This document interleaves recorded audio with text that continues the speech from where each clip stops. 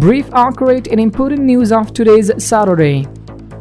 Khalifa Sirajuddin Haqqani, acting Minister of Interior, said in a speech to the people of Bamiyan that racial, linguistic and religious and directional bigotry were always discussed in Afghanistan. But today we all together in one hall and have mutual respect, which is the good example of the absence of prejudice today.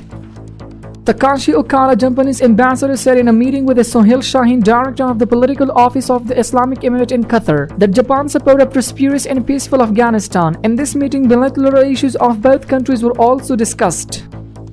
Honorable Al-Haj Mullah Muhammad Isa Sani, the acting Minister of Public Works, visited the Turkish 77 construction company in Afghanistan.